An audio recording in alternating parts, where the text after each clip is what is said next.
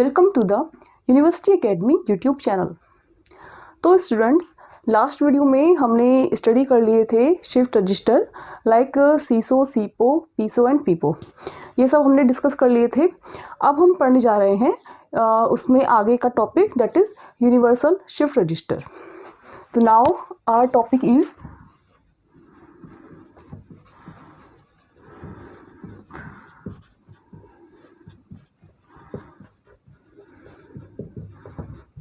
Universal shift register.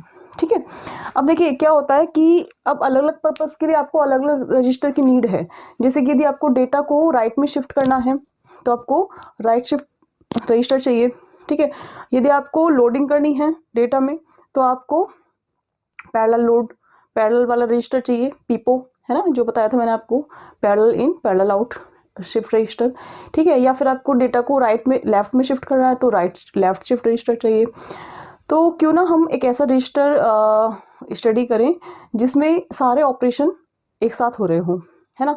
तो वो होता है आपका यूनिवर्सल शिफ्ट रजिस्टर। ये यूनिवर्सल शिफ्ट रजिस्टर एक ऐसा शिफ्ट रजिस्टर है जिसमें 4 ऑपरेशंस होते हैं, that are right shift, left shift, parallel load and hold. Hold का मतलब है कि कंडीशन इसमें होल्ड रहेगी कि जो आपका आउटपुट है वो इनपुट रहेगा। ठीक है, अभी बताऊंगी आपको होल्ड की कंडीशन। ठीक है, तो हम इसमें चारों ऑपरेशन एक साथ परफॉर्म करते हैं यूनिवर्सल शिफ्ट रजिस्टर पे। ठीक है, तो ये हम स्टडी कर रहे हैं 4 bit universal shift register. 4 bit हम इसलिए स्टडी कर रहे हैं क्योंकि इसमें हमें पूरा ऑपरेशन अच्छी तरह से क्लियर हो जाता है, और यदि हम 2 बिट लेंगे तो वो उसमें सारे ऑपरेशन एक साथ आपको क्लियर नहीं हो पाएंगे और फिर वो बहुत छोटा सा रजिस्टर हो जाता है। तो हम इसमें 4 बिट में सारा ऑपरेशन भी परफॉर्म हो जाएंगे एक साथ, और इजी भी रहेगा, और ना ही ज़्यादा बड़ा है ये। ठीक है, मतलब 4 बिट आप इजीली बना भी सकते हो, तो ज़्यादा बड़ा भी नहीं है और ज़्यादा छोटा भी नहीं है। तो हम जनरली जो भी रजिस्टर बनाते हैं, स्टडी कर रहे हैं यहाँ पे सब्जेक्ट में, वो 4 बिट के ही ले रहे हैं, हमें अपनी इजीली, ठीक है, इजीली हम उसे पढ़ पाएँ और समझ पाएँ। तो यहाँ पे हम पढ़ने जा रहे हैं ये यूनिवर्सल शिफ्ट रजिस्टर। तो इसके क्या ऑपरेशन है, वो है आपके 4 ऑपरेशन, लेकिन हम यहाँ बना रहे हैं 4 बिट। तो 4 बिट के लिए हम यहाँ यूज़ करेंगे 4 flip flop. We will use 4 flip flops. ठीक है, तो क्योंकि 4 बिट रजिस्टर है इसलिए हम यहाँ पे 4 फ्लिप फ्लॉप यूज़ करेंगे। साथ में एक चीज़ और है, जैसे आपने देखा था सीपो जब आप स्टडी कर रहे थे तो हमने वहाँ पे मल्टीप्लेक्सर यूज़ किया था। ठीक है ना, तो कहीं कहीं पे आपको मल्टीप्लेक्सर यूज़ करना पड़ता है रजिस्टर के साथ में, तो इस रजिस्टर के साथ भी आपको मल्टीप्लेक्सर यूज़ करना पड़ेगा। तो यहाँ पे हम मल्टीप्लेक्सर यूज़ करेंगे, और चूंकि 4 फ्लिप फ्लॉप है तो हम यहाँ पे 4 मक्स ही यूज़ करेंगे, 4 मल्टीप्लेक्सर ही यूज़ करेंगे। ठीक है, अब बात आती है मल्टीप्लेक्सर। मल्टीप्लेक्सर कौन सा यूज़ करोगे, क्योंकि मल्टीप्लेक्सर तो आपके पास बहुत सारे हैं, जैसे 2:1 है, 4:1 है, 8:1 है, इससे आगे भी और है। तो हम यहाँ पे यूज़ करेंगे 4:1 मल्टीप्लेक्सर। तो यहाँ पे आपको लग रहा होगा कि सब कुछ 4 है। Okay, it's easy to learn. ठीक है, यहाँ पे 4 फ्लिप फ्लॉप पे 4 मक्स है, एंड मक्स भी 4:1 है। ठीक है, ओके, अब 4:1 मक्स को एक बार देख लेते हैं क्या था, रिवाइंड करा देती हूँ आपको एक बार और। 4:1 मक्स, 4:1 मक्स में क्या होता है, 4 इनपुट्स होंगे। ठीक है, यदि हम इसे मान गए I0, I1, I2 and I3, और आपका 1 आउटपुट होगा। 4 मतलब 4 input and 1 output. And number of inputs, mux में क्या होता है, नंबर ऑफ इनपुट्स जिसके इक्वल होता है 2:n, 2⁻n। ठीक है, जहाँ पे n क्या है, नंबर ऑफ सिलेक्ट लाइन्स। ठीक है, तो यहाँ पे 4 है तो कितनी सिलेक्ट लाइन होंगी, 4 का मतलब कितना हुआ, 2⁻²। तो मतलब नंबर ऑफ सिलेक्ट लाइन्स कितनी होंगी, 2, यानी कि S1 एंड S0। ठीक है, अब ये जो सिलेक्ट लाइन्स हैं 2 हैं, तो इनके कॉम्बिनेशंस कितने होंगे, 4 होंगे, है ना। यानी कि यदि ये 0 है, 0 1 है, 1 0 है एंड 1 1 है, तो 0 पे क्या होगा, 0 पे पहला इनपुट सेलेक्ट होगा I0, और यही आपका आउटपुट पे जाएगा। मतलब ये जब सिलेक्ट लाइन 0 है तब आउटपुट y = I0 होगा, यानी कि y क्या जाएगा, I0 इन दिस केस। ठीक है, जब सिलेक्ट लाइन 0 1 है तो I1 सिलेक्ट होगा इनपुट और ये आपका आउटपुट पे फॉरवर्ड हो जाएगा और y हमारा आ जाएगा I1। इसी तरह से यहाँ पे I2 और यहाँ पे I3 और यहाँ पे y कितना आ जाएगा I2 और यहाँ पे y आ जाएगा आपका I3। ठीक है, ये आपका ऑपरेशन था मल्टीप्लेक्सर का, सिंपल, वेरी सिंपल। फिर में बताया है मैंने आपको, वैसे तो बहुत सारा है इसमें कि कैसे ये y इक्वल टू I0 आता है, एवरीथिंग। ठीक है, बट मैंने आपको शॉर्ट में इसलिए बताया है क्योंकि आपको मैं पहले सेकंड यूनिट में पढ़ा चुकी हूँ। ठीक है, आप उसमें से आप रेफर कर सकते हैं। यहाँ मैंने शॉर्ट में बताया है क्योंकि यहाँ पे शॉर्ट में ही यूज़ होगा उसका। तो देखिए कैसे हम इसको डिज़ाइन करेंगे। इसका डायग्राम थोड़ा बड़ा बनेगा तो आप कॉपी को थोड़ा आप हॉरिजॉन्टल रखें क्योंकि डायग्राम थोड़ा बड़ा बनेगा।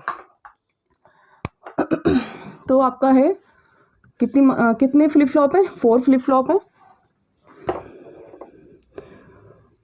मैं आपका फ्लिप फ्लॉप थोड़ा नीचे बनाती हूँ और फ्लिप फ्लॉप आपका बनाती हूँ मैं यहाँ पे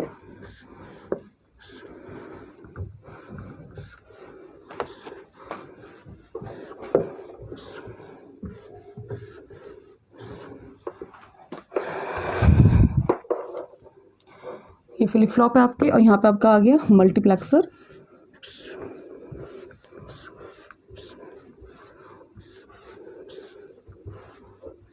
मल्टीप्लेक्सर ठीक है, तो जो आप मल्टीप्लेक्सर ले रहे हो सब में इनपुट्स कितने हैं? 4:1 मार्क्स हमने यूज़ की है। तो आप इसे ड्रॉ कर लीजिए 4 इनपुट्स को और सबके नाम दे दीजिए I0, I1, I2, I3।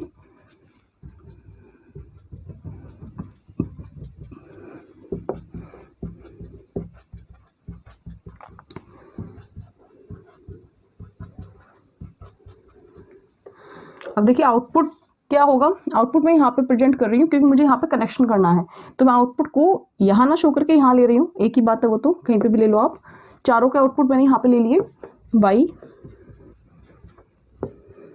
और सिलेक्ट लाइन कितनी है यहाँ पे? सबकी 2-2 हैं, S1 एंड S0।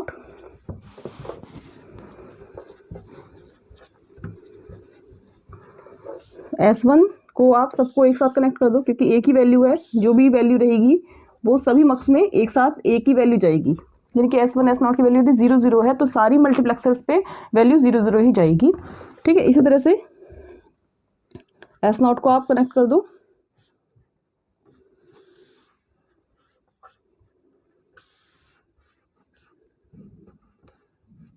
ठीक है, तो ये तो आपका रहा करेक्शंस मल्टीप्लेक्सर के। This is 4:1 marks.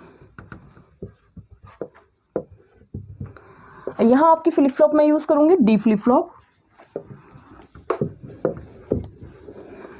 डी में क्या होगा? एक इनपुट होगा और एक आउटपुट, एक इनपुट एक आउटपुट, एक इनपुट एक आउटपुट, एक इनपुट और एक आउटपुट। इसको मैंने मान लिया D3, यहाँ D2, ये D1, ये D0। यहाँ पे हो गया आपका Q3, Q2, Q1 and Q0। सबको अपनी क्लॉक पल्स दे दी एक साथ।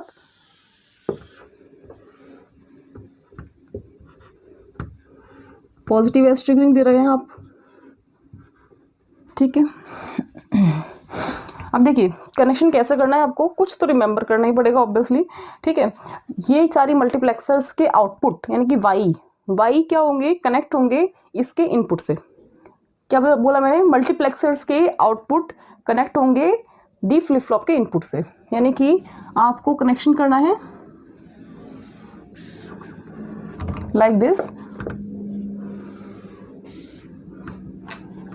ठीक है, आप 1 by 1 समझते जाइए क्योंकि यहाँ पे कनेक्शन बहुत सारे हो जाएंगे तो आप फिर कंफ्यूज हो जाएंगे, इसीलिए 1 by 1 समझते जाइए। और बहुत इजी है, ये कोई टफ नहीं है। बस थोड़ा सा डायग्राम आपको लेंदी लगेगा, मतलब हौच पौच लगेगा थोड़ा कि कनेक्शन कितने सारे हैं यहाँ पे। ऑपरेशन भी ज़्यादा है इसीलिए कनेक्शन ज़्यादा है यहाँ पे। अब देखिए, अब इसको ऑपरेशन में स्टार्ट करते हैं कैसे होगा। सबसे पहले हम बात करते हैं, मैंने बताया था आपको सिलेक्ट लाइन का सारा इसमें फंक्शनिंग है। सिलेक्ट लाइन S1 S0 है, S1 S0। ठीक है, जब इनकी वैल्यू होगी आपकी 0 0 0 1 1 0 एंड 1 1, जब सिलेक्ट लाइन 0 0 होगी तो इसमें ऑपरेशन होगा होल्ड। ठीक है, जब 0 1 होगा तो इसमें होगा राइट शिफ्ट, जब 1 0 होगा तो इसमें होगा लेफ्ट शिफ्ट, और जब 1 1 होगा तो जो भी आप डेटा दोगे वो पैरेलली रजिस्टर में लोड हो जाएगा। तो we can say this is parallel load. तो फर्स्टली हम बात करते हैं व्हेन सिलेक्ट लाइन आर 0 0। तो इन पे वैल्यू सब पे 0 0 दे दी, तो इसका मतलब क्या हुआ, सबका इनपुट आई नॉट सिलेक्ट हो जाएगा। आई नॉट यहाँ भी सिलेक्ट होगा, यहाँ भी सिलेक्ट होगा, यहाँ भी सिलेक्ट होगा और यहाँ भी सिलेक्ट होगा।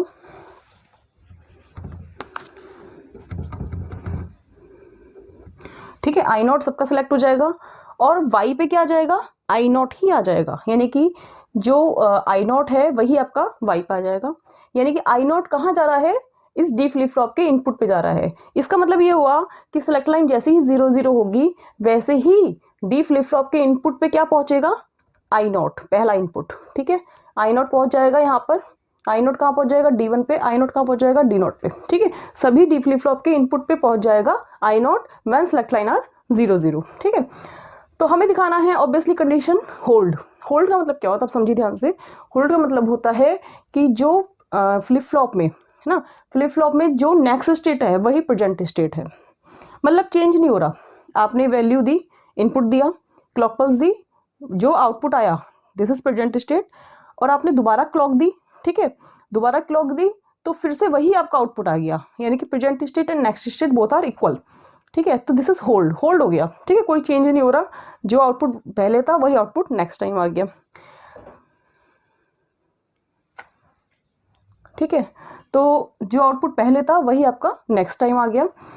तो इसमें हमें होल्ड को दिखाना है, तो ऑब्वियसली हमें क्या करना होगा, इस Q3 को आप आउटपुट को इसके, इसे मैं दूसरे पेन से दिखाती हूँ, इस Q3 को आप कनेक्ट कर दो, इस Q3 को कनेक्ट कर दो आप आई नॉट से, Q3 को कनेक्ट कर दो आप आई नॉट से। ऐसा क्यों करा भाई, ऐसा इसलिए करा हमने, आप देखिए ध्यान से, जो आपने क्लॉक पल्स दी पहले, ठीक है, तो जो भी Q3 पे है वो कहाँ पहुंच जाएगा, आई नॉट पे, और आई नॉट सेलेक्ट लाइन 0 0 सिलेक्टेड है, तो Q3 जो कि आई नॉट पे पहुंचा वही Q3 वाई पे पहुंच गया, क्योंकि 0 0 सिलेक्ट लाइन के होते ही आई नॉट सिलेक्टेड है, तो Q3 कहाँ पहुंच गया, वाई पे, और वाई कैसे कनेक्टेड है, D3 पर, तो Q3 वैल्यू ही D3 पे पहुंच गई। अब आप क्लॉक पल्स दोगे तो जो आउटपुट आ रहा था पहले वही आपका अगेन आ जाएगा। ठीक है ना, क्योंकि Q3 इनपुट बन गया। अब क्लियर हो गई बात। ठीक है, क्या मैंने बोला एक बार और समझ लो, मैंने बोला Q3 को कनेक्ट करोगे आप आई नॉट से। होल्ड का मतलब क्या है, जो प्रेजेंट स्टेट है वही नेक्स्ट स्टेट। ठीक है, तो 0 0 सिलेक्ट लाइन है, ठीक है, तो आई नॉट सिलेक्ट होगा, यानी कि Q3 जो आउटपुट आ रहा है अभी वही आउटपुट आई नॉट पे जाएगा, और वही आउटपुट वाई पे आ जाएगा, और वही आउटपुट D3 पे आ जाएगा, और जैसे ही आप नेक्स्ट क्लॉक दोगे वैसे ही ये जो वैल्यू है वो आउटपुट पे आ जाएगी, क्योंकि डी में क्या होता है, डी फ्लिप फ्लॉप में जो इनपुट है वही आउटपुट आ जाता है ना, जो इनपुट होता है वही नेक्स्ट स्टेट आ जाती है, इसीलिए आपका यहाँ पे Q3 वैल्यू यहाँ पे आ जाएगी। इसका मतलब जो नेक्स्ट स्टेट आई वो प्रेजेंट स्टेट थी पहले, वही नेक्स्ट स्टेट आ गई, है ना। तो this is called hold condition. ठीक है, तो जो काम आपने इसके साथ किया वही काम बाकियों के साथ करोगे, का मतलब है Q2 किससे कनेक्ट करोगे आप, आई नॉट से। ठीक है, इसी तरह से Q1 किससे कनेक्ट करोगे, आई नॉट से।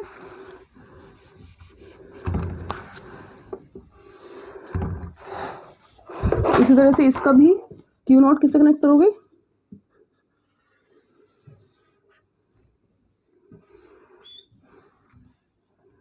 आई नॉट से। ठीक है,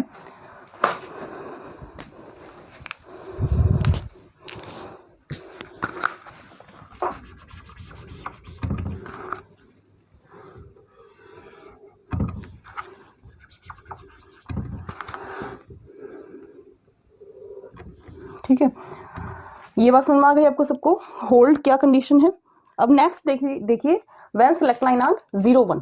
ठीक है, जब सिलेक्ट लाइन 0 1 है तब शिफ्टिंग होगी इसमें कौन सी, राइट शिफ्ट। राइट शिफ्ट का क्या मतलब है कि राइट शिफ्ट कैसे होता है आपका, ये साइड राइट है यानी कि ये वाला डेटा इधर जाएगा। सपोज मेरे पास एग्जांपल ले लिया मैंने 1011, राइट शिफ्ट दिखाना है, इसका मतलब ये डेटा कहाँ जाएगा, यहाँ पे आ जाएगा, ये डेटा यहाँ आ जाएगा, ये डेटा यहाँ आ जाएगा, और ये वाला डेटा कहाँ जाएगा, यहाँ आ जाएगा। ठीक है ना, ये राइट शिफ्टिंग है। तो इस डेटा को इधर पहुंचाने के लिए आप सोचिए क्या करना होगा। इस डेटा को इधर पहुंचाने के लिए आपको इसके Q3 को कनेक्ट करना होगा I1 पर। ठीक है,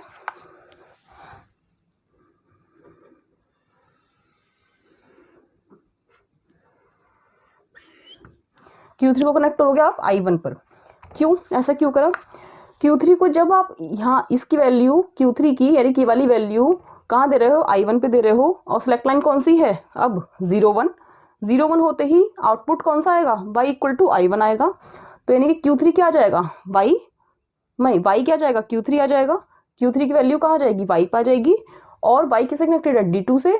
तो y मतलब Q3 की वैल्यू कहाँ आ गई, D2 पे आ गई। अब जैसे ही आप क्लॉक दोगे वैसे ही Q3 की वैल्यू आउटपुट पे आ जाएगी Q2 पर, यानी कि जो डेटा यहाँ पे आ रहा था Q3 पर वो आपका कहाँ आ गया, Q2 पे। इसी तरह से बाकियों में भी होगा यही काम। तो Q2 को कनेक्ट कर देंगे किससे, I1 से, नेक्स्ट वाली मक्स के इनपुट पे।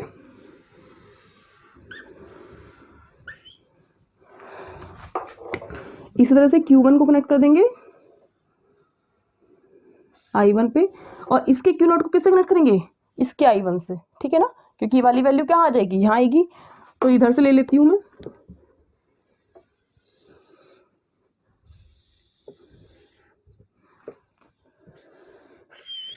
ठीक है, क्लियर हो गया इतना। 01 वाली कंडीशन क्लियर हो गई। Now condition is 10। जब सेलेक्ट लाइन 10 होगी तो शिफ्टिंग होगी कौन सी, लेफ्ट शिफ्ट। लेफ्ट शिफ्ट का मतलब है जैसे डेटा ले लिया आपने 1011, तो लेफ्ट शिफ्ट मतलब इधर इस साइड होगा लेफ्ट। तो यानी कि ये डेटा कहाँ जाएगा, यहाँ पे आ जाएगा, ये डेटा यहाँ आ जाएगा, ये डेटा इधर आ जाएगा, और ये वाला डेटा कहाँ जाएगा, यहाँ पे। ठीक है ना, यही होगा। तो लेफ्ट शिफ्ट दिखाने के लिए आपको क्या करना होगा, इस डेटा को इधर लाने के लिए इसके Q2 को कनेक्ट करोगे आप किससे, I2 से। Q2 को कनेक्ट करोगे आप I2 से। तो Q2 आ रहा है, ये ग्रीन लाइन से आ रहा है, इसको मैं यहीं से ले लेती हूँ।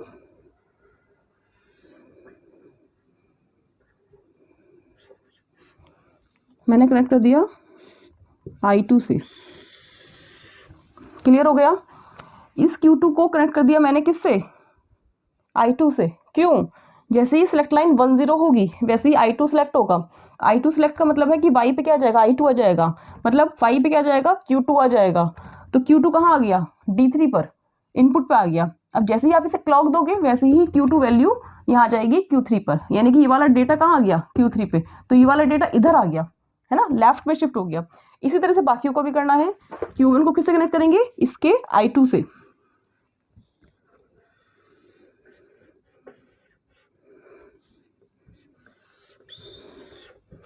इसी तरह से इसके Q0 को कनेक्ट करेंगे। ये आ रहा है ये आ रहा है आपका Q0, कहाँ से ले लें, यहाँ से ले लेते हैं वायर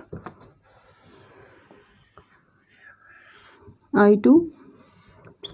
ठीक है, और इसके I2 को से कनेक्ट करेंगे हम इसके आउटपुट से, यानी कि क्योंकि ये डेटा इधर, ये डेटा इधर, ये डेटा इधर, और इसमें क्या आएगा, यहाँ का डेटा, यानी कि Q3 को कनेक्ट करना है किससे, I2 से।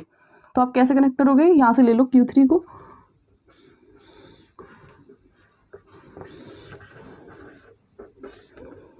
ये वायर इसलिए दिखा पा रहा है, वायर नहीं है मतलब कनेक्शन दिखा रखा है कि मतलब इससे कनेक्ट ना हो बाकी लाइन से, इसलिए ऐसे दिखा देते हैं। Q3 को कनेक्ट करना है किससे, I2 से।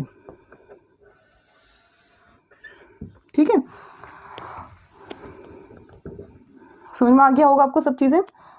तो ये वाला डेटा आपका कहाँ शिफ्ट हो गया, यहाँ शिफ्ट हो गया, ये वाला डेटा यहाँ शिफ्ट हो गया, ये वाला डेटा यहाँ शिफ्ट हो गया। ठीक है, और ये वाला डेटा कहाँ शिफ्ट हो गया, यहाँ शिफ्ट हो गया। सब में कनेक्शन है डेड लाइन से। ठीक है, अब दिखाना है हमें पैरेलल लोड। पैरेलल लोड के लिए आपके पास है वैल्यू I3 पे आप क्या दोगे, सिंपल डेटा दे दो, जो भी आपका डेटा है। सपोज मुझे डेटा 1011 शिफ्ट करना है पैरेलल लोड करना है इस डेटा को, तो मैंने I3 पे दे दिया। अब सिलेक्ट लाइन जैसे ही 1 1 होगी, ठीक है, जैसे ही सिलेक्ट लाइन 1 1 होगी वैसे ही I3 सिलेक्ट होगा, मतलब Y पे क्या जाएगा, I3 जाएगा। तो ये 1, ये वाला 1 कहाँ पहुँच गया, यहाँ पहुँच गया, ये वाला 0 यहाँ पहुँच गया। ये लास्ट किसके लिए लिख रही हूँ मैं यहाँ पे, Y के लिए है ना। अब ये किससे कनेक्टेड है, D3 से, तो 1 कहाँ पहुँच गया यहाँ, ये 0 कहाँ पहुँच गया यहाँ, ये 1 कहाँ पहुँच गया यहाँ, और ये 1 कहाँ पहुँच गया यहाँ। अब जैसे ही आप क्लॉक दोगे तो वैसे ये 1 कहाँ आ गया, यहाँ आ गया Q3 पे, ये 0 यहाँ आ गया, ये 1 यहाँ आ गया, ये 1 यहाँ आ गया। अब आउटपुट पे आ गया डेटा, आप इसे पैरेलली रिसीव कर लो।